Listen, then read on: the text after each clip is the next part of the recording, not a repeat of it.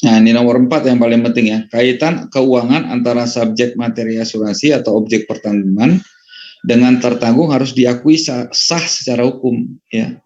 Nah, poin 4 ini adalah ketika tadi terjadi jual beli kan terjadi peralihan ya, kepemilikan ya, secara hukum sah ya.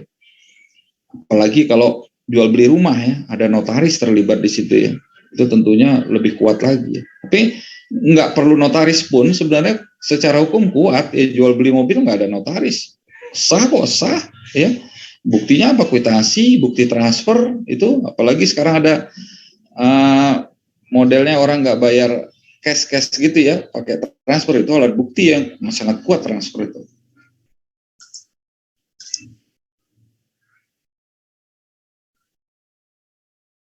Ini udah Faizal bahas ya, kepentingan keuangannya tadi udah. Timbulnya insurable interest kenapa?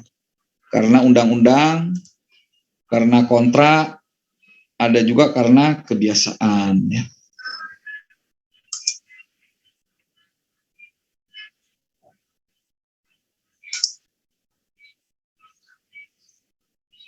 Konsep indemnitas adalah prinsip pengendalian dalam hukum asuransi.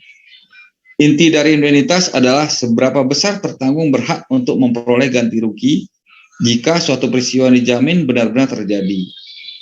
Pengertian kompensasi keuangan yang tepat atau memadai untuk menempatkan atau mengembalikan tertanggung pada posisi keuangan yang sama setelah terjadinya suatu kerugian seperti sesaat sebelum terjadinya kerugian. Nah, ini tadi yang nanya Rafli masalahnya mengenai over insurance ya. Nah, ini kaitan over insurance atau under insurance ada di konsep indemnity ini ya. Pas sekali nih. Jadi konsepnya adalah mengembalikan kondisi finansial tertanggung seperti sesaat sebelum terjadinya kerugian ya, kebakaran. Dinilai kalau dia katakanlah sudah membangun rumah dari tahun 2000 dia bangun rumah, lalu diasuransikan ya, renewal tiap tahun, tiba-tiba di tahun 2010 terjadi klaim. Berarti dia udah 10 tahun ya, 2000 sampai 2010, 10 tahun menikmati kenyamanan di rumah tersebut. Catnya waktu itu masih baru ya, ubinnya masih baru, gentengnya masih baru.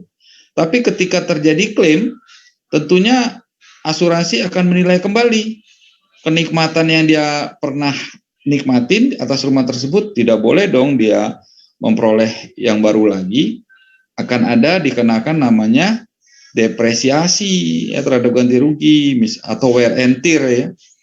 Depresiasi katakanlah untuk rumah itu sekarang itu penerapannya 2% ya, penyusutan 2% per tahun. Nah, kalau udah 10 tahun kali 2, 20%. Jadi kalau ganti ruginya katakanlah 100 juta, lalu dipotong dulu depresiasi 20% ya. Berarti dia dapatnya berapa? 80 juta dengan konsep indemnity tadi. Ya, paham ya? Ini fungsinya konsep indemnity ya. Mengembalikan tertanggung pada posisi keuangan yang sama setelah terjadinya suatu kerugian, seperti sesaat sebelum terjadinya kerugian. Nah, ini yang berikutnya mungkin minggu depan lah ya, banyak juga nih kayaknya.